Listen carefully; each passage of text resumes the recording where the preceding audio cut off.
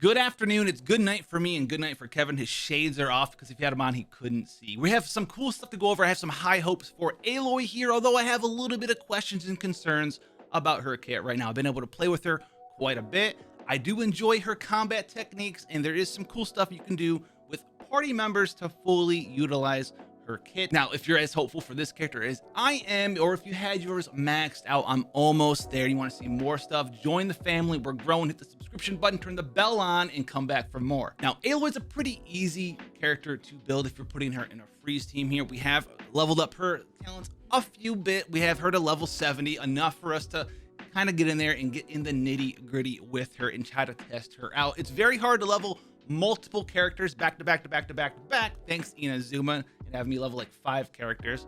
Aloy, I'm sorry girl, you are on the back burner, but you're almost done, and I wanted to make a video about you, so let's get into it here. Now, artifact selection here, we are using her in a free squad because she's a very good unit to allow you to constantly apply cryo with her little bomblets that will give her the rushing ice state. So this is going to be very much just like Klee's sort of elemental skill here. You're going to throw it out, these bomblets are going to form, and you can interact with them with certain animal characters. Now, I'm using Jean. I've also been messing around with Sucrose, and you can kind of, with Jean, heat them at enemies, swap over, and you'll get all your stacks, and you're going to go into your Rushing Ice form, which converts all of your normal attacks to cryo attacks, which is going to allow you to be that good cryo applicator. And then you can have someone like Xingqiu or Mona to just allow you to just freeze spam people all day long. So that's going to be the core element of this team, and it's going to allow you to sort of really abuse the free set. You're going to have up to 100% crit chance. So against a frozen target, we get 40% for free there, and then we have 49.9, so it's 89%. If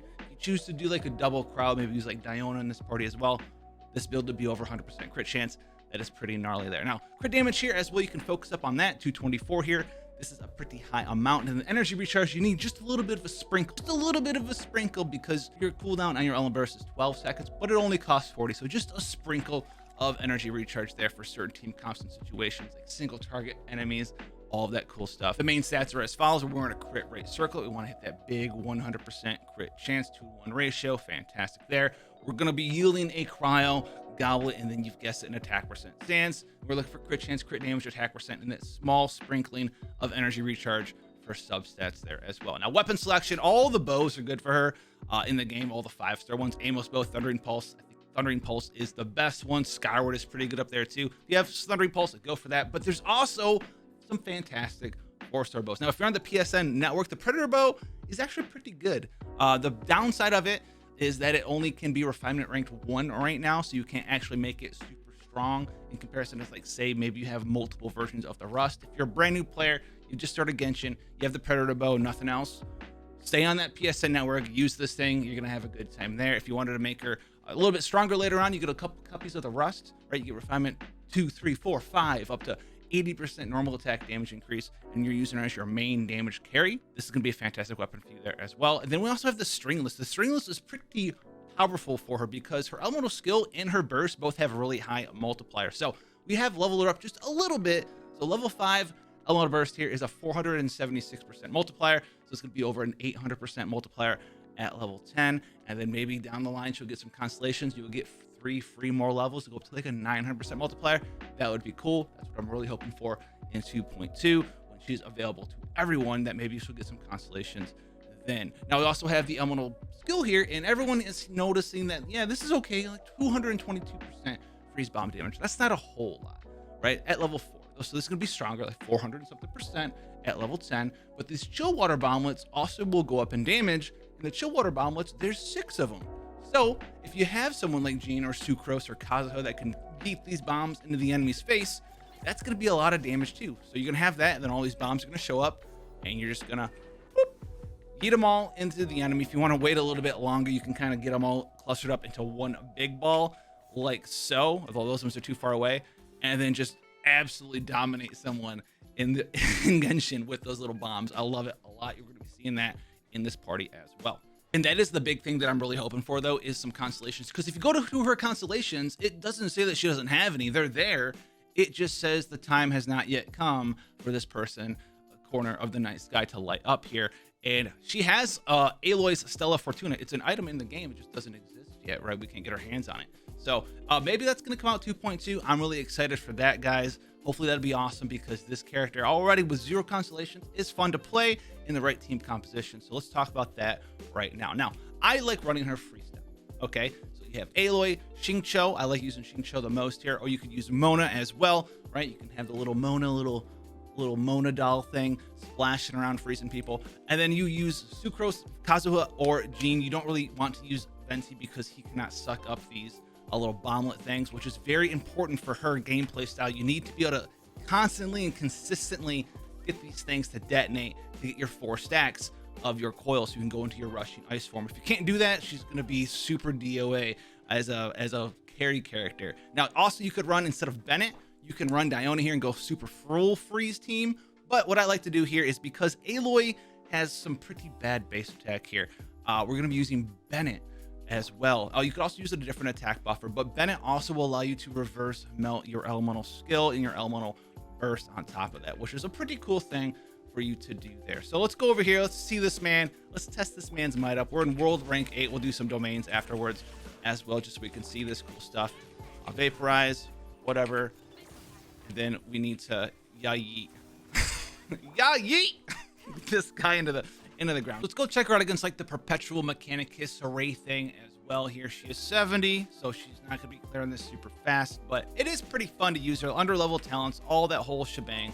It's okay though. So let's pop this up. Yep, thank you. I love you so much, my friend. Iframe, sorry dog. And we're gonna yeet bombs and pick them up and just hit them with the yeet. Hit them with the yeet. Max stacks, cool beans. Let's go. All right, so this is something I wanted to bring up that makes me very sad about this character. There's times like this where I can't figure it out. Maybe I'm a dummy, right? But I literally just yeeted like 5 or 6 bombs at that dude's face, plus the initial explosion that hit him. And apparently that wasn't enough for me to get any stacks. Where am I at? I'm at 2 stacks. I don't get how that happens sometimes. And I'm glad that that came up, because I was going to mention it, but I did not know how to go and get recording of it on purpose. Like, it's pretty rare that it happens to me. But when it does, I am Puzzletron 5000, basically. But that needs to, I don't know if that's a bug or if I'm doing it wrong somehow, but I don't know. I don't have any words for it. If it happens again, I'm at 1 stack. 4 stacks. Okay, no, it works right that time. I don't know. And our damage has been pretty low here, but because we got absolutely, like, Mahoyo, there's another bug in 2.1 that you might need to fix, possibly, or some sort of interaction. You don't care? All right, cool. Go take the backbone of this party and do a domain, right? My level 70 Aloy and 40 Jean, the backbone of this party, doing all of the damage. 2 characters that aren't even leveled up yet and don't have their talents anywhere near max. But let's go ahead and run in here. Also, those spectral things you need to fight for Aloy's parts, they're super annoying. Super annoying, bro. I just don't like them. They fly around the ocean, yell at you the entire time. Let's eat this down here. Throw this up. These big boys give us the 4 stacks already. Good to go. And we just are kind of duking them out here, honestly. Like 8K, 11K shots, level 70, not max talent. I think she's, what is she, 4? 6? Could be better. Could be better. This isn't the craziest thing ever, but I still do like her. Having fun against some GOV chaps. Yeah, I can get behind that. You just, thank you. Now she's at 2 stacks right now. How is she at 2 stacks? It doesn't make any sense. She's at 2 stacks, but she shot out 6 little bomblets. This one's a fighter. And they all detonated. And yeah, she had 2 stacks. Should I change the tone of this video to like, I hate this character? I'm starting to feel like I should. And if there's my biggest grievance to be known, it's known now. It's how inconsistent the little mechanic for the coil stacks and the bombs can be.